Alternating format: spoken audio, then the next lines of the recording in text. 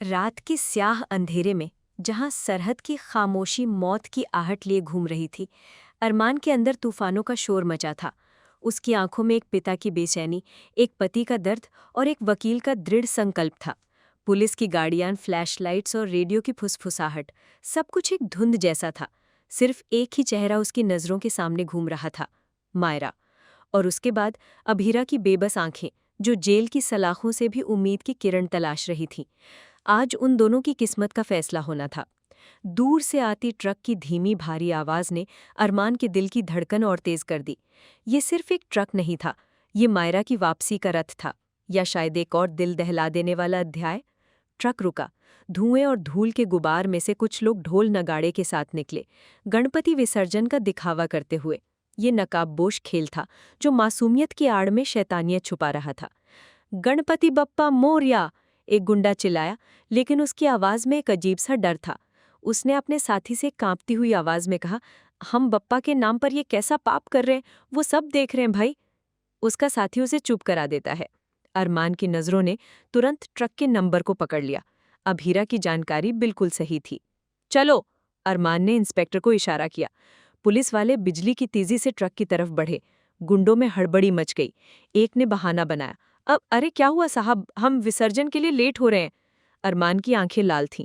उसने गुंडे को जोर से नीचे खींचा, उसकी आंखों में झांक कर पूछा, मेरी बेटी कहाँ है? और तभी उस भीड़, उस शोर, उस आतंक के बीच से एक पतली सी जानी पहचानी आवाज आई, पापा! अरमान का कलेजा मुंह को आ गया। ये मायरा थी। जेल की काली कोठरी में अभीरा अपनी हथेलियों को रगड़ रही थी। हर सेकंड एक सदी जैसा लग रहा था। क्या मायरा सुरक्षित होगी? क्या अरमान तक उसकी बात पहुंची होगी? एक अनजानी बेचैनी उसके दिल में लहर मार रही थी। उसकी जिंदगी में तूफान तो आते ही रहते थे, लेकिन इस बार तूफान उसके बच्चे की जान पर था। ट्रक के अंदर इंस्पेक्टर ने बच्चों से कहा, डरने की कोई जरूरत नहीं है, पुलिस आ गई है। बच्चे सहमे हुए बाहर आने लगे। एक एक करके मासूम चेहरे बाहर निकले। उनकी आंखों में दहशत थी, लेकिन अब उम्मीद भी थी। और अंत में मायरा। अरमान की आंखों में राहत के आंसू भर आए। वो जैसे ही मायरा की ओर बढ़ा, एक छुपा हुआ गुंडा फुर्ती से बाहर निकला। चाकू की ठंडी धार मायरा की गर्दन पर महसूस हुई। गुंडे की आवाज गूंजी, एक कदम भी आगे बढ़ा तो इस बच्ची को भूल जा। अरमान जम गया। उसकी सांसें अटक गई। उसने गिड़गिड़ाकर कहा, पैसे चाहिए तो ले लो, पर मेरी बेटी को छोड़ दो। गुंडा हंसने लगा, मुझे पैसे नहीं, बस यहाँ से जिंदा निकलना है। अरमान ने मायरा की आंखों में देखा। उसकी नजरों ने मायरा को एक ऐसा संदेश भेजा जो सिर्फ पिता और बेटी ही समझ सकते थे। आज बप्पा का दिन है मायरा, और बप्पा अपने बच्चों को कुछ नहीं होने देंगे, तुम हिम्मत रखना। मायरा ने पिता के शब्दों में छिपी ताकत को महसूस किया। उसकी छोटी सी मुट्ठी भिंच गई, और अगले ही पल उसने गुंडे के हाथ को दांतों से काट लिया। गुंडा चीख उठा, चाकू छूट गया, और मायरा अरमान की बाहों में थी। अरमान ने मायरा को कस के गले लगा लिया। उसकी आंखों से झरझर आंसू बह रहे थे। इंस्पेक्टर ने गुंडे को दबोच लिया। अरमान ने उस गुंडे की ओर देखा। उसकी आंखों में आग थी। तुम जैसे लोग धर्म का नाम बदनाम करते हो, लेकिन गणपति बप्पा अपने भक्तों को कभी अकेला नहीं छोड़ते। मायरा अभी भी डरी हुई थी। अरमान ने उससे पूछा, बेटा, घर से अकेली क्यों निकली? मायरा की आवाज में डर था। आपने मुझसे झूठ कहा पापा। आपने कहा डांस टीचर को मम्मी ने भेजा, जो झूठ था। और आपने कहा मम्मी से मिलने जा रहे हो, पर आप तो गीतांजलि के साथ पूजा कर रहे थे। अरमान निःशब्द रह गया। उसके झूठ का अंजाम इतना भयानक होगा, उसने कभी सोचा भी नहीं था। मायरा उसकी बात सुने बिना गाड़ी में जाकर बैठ गई। मनोज और संजय ने अरमान को संभाला। अरमान, अभी मायरा को सिर्फ घर चाहिए। इंस्पेक्टर ने कहा, आज आपकी वजह से एक बहुत बड़ा रैकेट पकड़ा गया है। आप सच में बधाई के पात्र हैं। अरमान ने कहा, मुझे उन सब बच्चों के माँ बाप से मिलना है। उन्हें पता होना चाहिए कि उनके बच्चों ने क्या सहा। पोद्दार हाउस में मातम पसरा था। कावेरी दादी साहब, विद्या, काजल, मनीषा, सबकी आंखों में आंसू और दिल में डर था। तभी गाड़ी की आवाज आई और अरमान मायरा के साथ अंदर आया। मायरा को देखते ही घर में जान आ गई।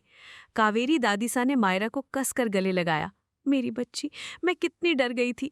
विद्या ने मायरा को दिलासा दिया, अब कभी अकेली मत जाना। काजल ने माफी मांगी।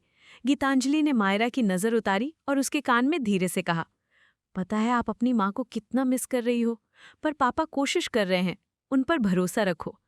मायरा ने गीतांजलि को गले लगाया, फिर अरमान से माफी मांगी और अभीरा को वापस लाने के लिए कहा। मनीषा ने पूछा, मायरा कैसे मिली अरमान? अरमान ने धीमी आवाज में कहा, अभीरा की वजह से। सब हैरान रह गए। मायरा ने उत्सुकता से पूछा, मतलब मम्मा ने मुझे बचाया? अरमान ने मुस्कुराकर कहा, हाँ, तुम्हारी माँ हमेशा तुम्हें सुरक्षित रखेगी। मायरा भावुक होकर अपने कमरे में चली गई। मनोज ने अरमान को आराम करने को कहा, पर अरमान का मन शांत नहीं था। उसे पता था कि उसे अभी एक और जंग लड़नी है। उसने तुरंत मीडिया को संबोधित किया। आज जो हुआ वो हमारी समाज की कड़वी सच्चाई है। बच्चों की तस्करी, ये सिर्फ मेरी नहीं, हर उस माँ बाप की जीत है जो अपने बच्चों को सुरक्षित देखना चाहते हैं। उसने बच्चों के साथ खुलकर बात करने और उन्हें घर के अंदर और बाहर दोनों जगह सुरक्षित महसूस कराने की अपील की। उसकी बातें सोशल मीडिया पर तेजी से वायरल हो गईं। जेल में अभीरा बेचैन थी। मेरी बच्ची ठीक है? वो वार्डन से बार बार पूछ रही थी। तभी वार्डन ने दरवाजा खोला। तुम्हारा वकील आया है। अरमान और अभीरा मिले। अरमान ने अभीरा का हाथ थामा। मायरा मिल गई अभीरा, तुम्हारी जानकारी ने उसे बचाया। अभीरा की आंखों से खुशी के आंसू बह निकले। अरमान ने उसे बताया कि जलेबी बाई का पूरा गिरोह पकड़ा गया और उसका श्रेय अभीरा को जाता है। अभीरा ने भगवान का शुक्रिया अदा किया। मायरा मेरी जान है, अरमान ने कहा, और तुम हमारी जान हो अभीरा। लेकिन फिर सच सामने आया। मायरा इसलिए अकेली निकली थी क्योंकि उसे लगा था कि अरमान अभीरा की परवाह नहीं करता। ये सुनकर अभीरा टूट गई। मायरा मेरी वजह से किडनैप हुई, मैं उसका बचपन बर्बाद कर रही हूँ। अरमान ने उसे समझाने की कोशिश की, पर अभीरा मानने को तैयार नहीं थी। तुम उसे किसी और शहर ले जाओ अरमान, मेरी वजह से उसका बचपन खराब हो रहा है। तुम जल्द बाहर आओगी अरमान, अरमान ने कहा। अभीरा ने सिर हिलाया। मेरे खिलाफ मजबूत सबूत है, तुम मुझे बाहर नहीं निकाल पाओगे। अरमान ने उसका हाथ थाम लिया। तुम फाइटर हो अभीरा, अभीरा ने दर्द से कहा। मैं हार चुकी हूं अरमान, तुम मुझे देखो मैं कहाँ हूं। अरमान ने उसे भरोसा दिलाया कि वो उसे बाहर निकालेगा। कब तक अभीरा ने पूछा, पर अरमान के पास कोई जवाब नहीं था। अभीरा ने कहा, हमारी वजह से मायरा का बचपन खराब हो रहा है। मेरा आज़ाद होना मुश्किल है, पर मायरा को तो अच्छी जिंदगी मिलनी चाहिए। तुम उसे लेकर चले जाओ अरमान, मैं तुम्हें अपने साथ नहीं बांध सकती। अरमान ने कहा, मैं मायरा को लेकर कहीं नहीं जाऊंगा। अभीरा ने कहा, मैं अब तुम्हें और परेशान नहीं कर सकती, अब मैं तुमसे नहीं मिलूंगी। ये जेल ही मेरी दुनिया है, इसे तुम भी स्वीकार कर लो। अरमान ने उसे उम्मीद न छोड़ने के लिए कहा, पर अभीरा नहीं मानी। वो जाने लगी, मेरी इस लड़ाई में मेरी बच्ची के आंसू बह रहे हैं। तुम मुझसे दूर नहीं ले जा रहे, तो मैं खुद को तुमसे और सबसे दूर कर रही हूँ। वो तेजी से चली गई। अरमान चिल्लाता रहा, मुझे कुछ दिन दे दो अभीरा, मैं तुम्हें बेगुनाह साबित कर दूंगा। पर अभीरा पलटकर नहीं देखी। अरमान टूट गया। अगले कुछ दिन अरमान के लिए एक लंबा खामोश मातम थे। अबीरा के शब्द उसके दिमाग में हथौड़े की तरह बज रहे थे। उसमें अपनी पूरी ताकत लगा दी, एक एक पत्थर पलटा, एक एक सबूत खोजा, हर वकील से बात की, हर दस्तावेज खंगाला, और आखिरकार उसकी मेहनत रंग लाई। नए निर्णायक सबूतों के आधार पर कोर्ट ने अबीरा को रिहा कर दिया। पोद्दार हाउस में खुशी की लहर दौड़ गई। सबने अबीरा का स्वागत करने के लिए घर को सजाया फूलों से, दियों से। मायरा की आंखों में चमक थी। मम्मा आ रही हैं। अबीरा जैसे ही घर में दाखिल हुई, सबकी नजरें उस पर थीं। मायरा उसे गले लगाने दौड़ी, मम्मा।